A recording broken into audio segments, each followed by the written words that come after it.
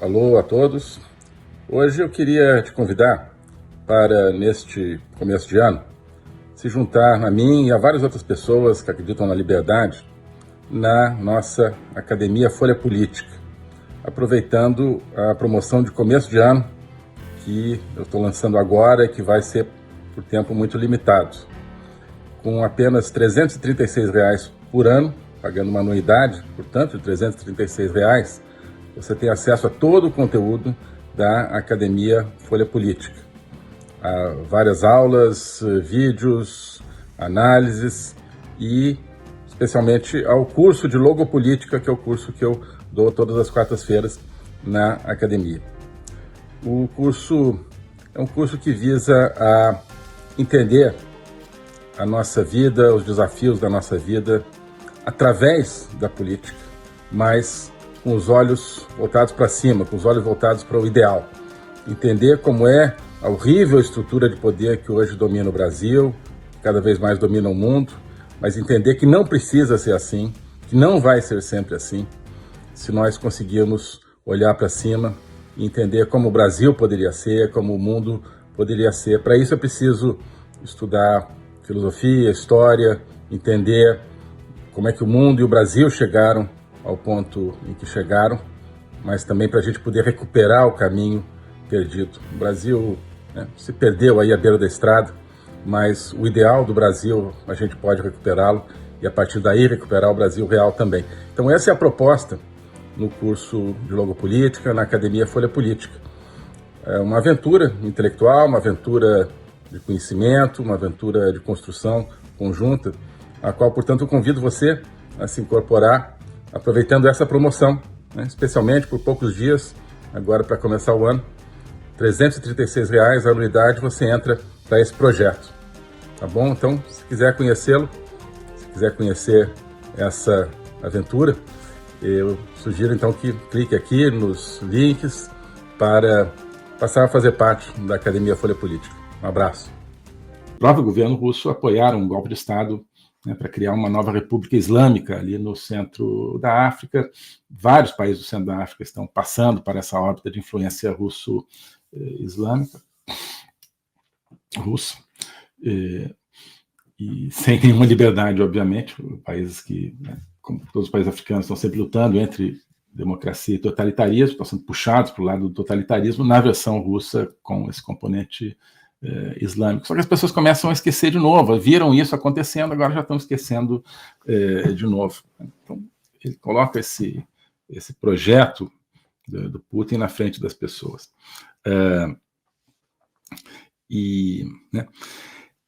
Assim, vamos, o que a gente, o que a comunidade democrática internacional deve fazer diante do Putin, diante dessa guerra? Esperar um pouco, ver se a gente resolve mais adiante, e ele disse não.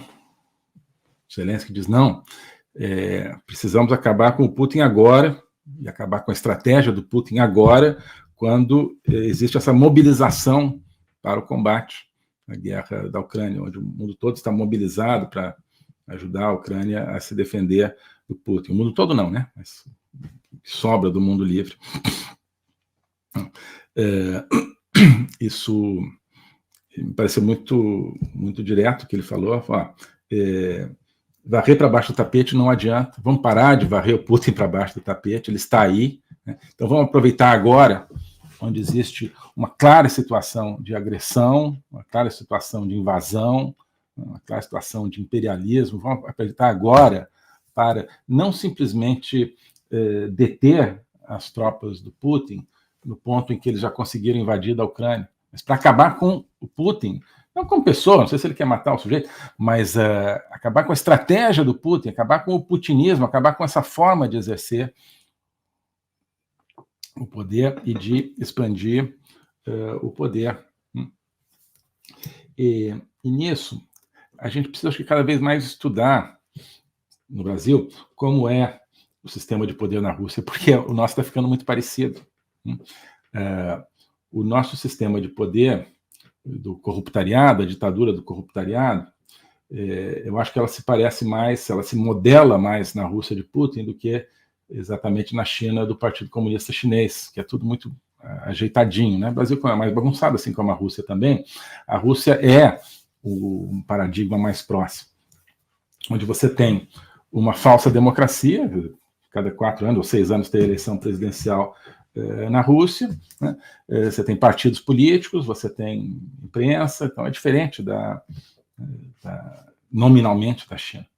Então, é mais parecido com o Brasil, onde você tem também eleições, você tem partidos políticos, você tem, teoricamente, uma divisão de poder, mas onde, na prática, o poder está todo concentrado numa determinada figura, que é o Putin, e no grupo em torno dessa figura, né? A diferença aqui no Brasil, acho que o Lula não é o Putin brasileiro, não existe um Putin brasileiro, existe aquele grupo politburo brasileiro que está ali gravitando no centro do poder, mas você tem, então, na prática, um grupo muito pequeno de pessoas, 10, 20, 30, que governam o país, tanto na Rússia quanto no Brasil, mas com uma fachada, tipo, olha, tem eleição, tem parlamento, tem judiciário, né? Só que na Rússia não existe independência nenhuma, nem do judiciário, nem do legislativo, né? No Brasil, os 3 poderes também estão juntos no mesmo processo, como a gente sabe, não existe independência entre eles, né? No Brasil também a diferença é que não existe esse primado que tem na Rússia. Na Rússia só tem o executivo, só tem o Putin, que não é executivo, porque só faz sentido falar de poder executivo quando você tem 3 poderes. Quando o poder é todos, você não tem o poder executivo, você tem aquele poder central.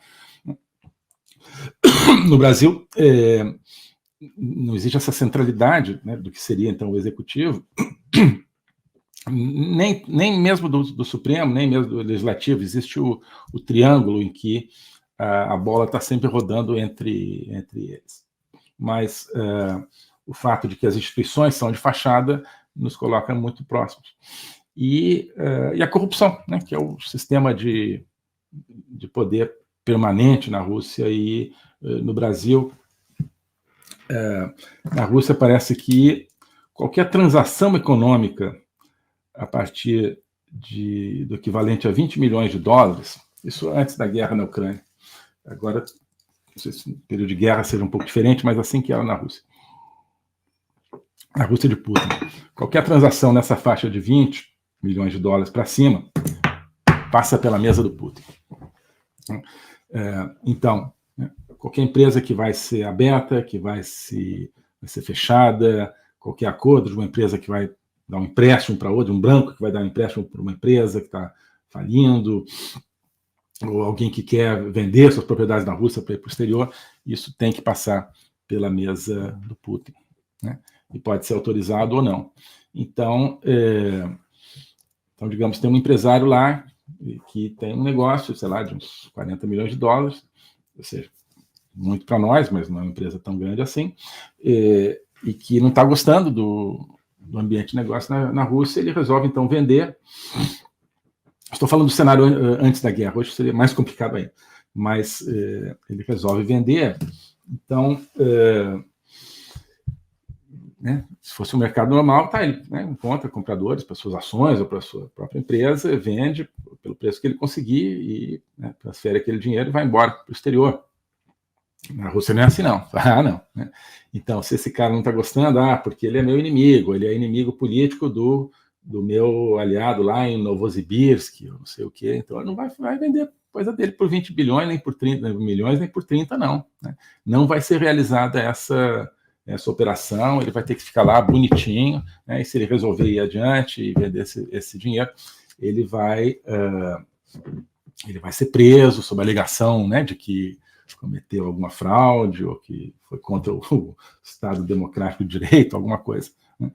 Mas, a menos que, né, estou imaginando aqui, esse hipotético empresário, então tá bom, o meu negócio, assim, eu venderia por 40 milhões para ir embora do país, mas então eu vendo por 40 milhões, porque eu já tenho um comprador interessado, mas então, Putin, eu te dou 20. Então tá bom, então você pode vender.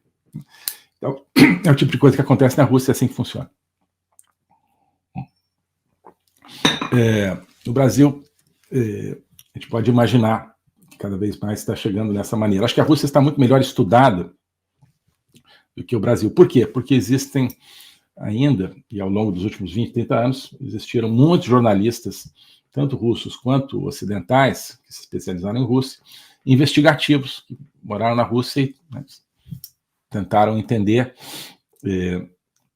como funciona a estrutura de poder real na Rússia, publicaram seus livros, esses livros estão surgindo cada vez mais, agora pelo interesse renovado que existe na Rússia, mas nesses últimos 3, 4 anos, já desde antes da guerra na Ucrânia, surgiram dezenas de livros, pelo menos uma dezena de livros muito interessantes de jornalistas, novamente, tanto ocidentais quanto russos, sobre essa estrutura de poder. No Brasil não tem isso, né? Porque a gente sabe o papel que a grande imprensa tem. Os jornalistas não são mais jornalistas investigativos, são jornalistas narrativos, né? Jornalistas que simplesmente reproduzem o briefing do governo, o briefing da estrutura de poder, são todos propagandistas, né? E os pouquíssimos jornalistas investigativos são perseguidos ou estão fora do Brasil, com menos recursos para investigar, né? Mas existem, claro, só que não tem a dimensão, os recursos que têm os jornalistas investigativos russos. Por isso que a gente entende, a gente vê mais como funciona a estrutura de poder na Rússia. Mas se a estrutura de poder no Brasil fosse melhor investigada, acho que a gente veria os parentescos, né? Então, enfim, esse é outro aspecto. Claro, não foi o Zelensky que falou isso, mas para mostrar como o Brasil está muito perto dessa luta, Rússia e Ucrânia, né? A gente está muito... poderia estar muito identificado com essa luta. Porque o que é Zelensky, o que é a Ucrânia? São oriundos de um gigantesco processo popular de acabar com um regime corrupto que estava justamente transformando a Ucrânia numa pequena Rússia, né? Que estava russificando a Ucrânia, não só no sentido de órbita geopolítica, mas que vinha construindo um sistema de corrupção aliado ao Putin na Ucrânia. O povo ucraniano foi para as ruas, morreram dezenas de pessoas lutando contra a polícia em 2014, né, para acabar com esse sistema. Depois elegeram um presidente que acabou ficando meio para lá e para cá, que foi o Poroshenko, e finalmente elegeram o Zelensky com base no combate a esse sistema de corrupção.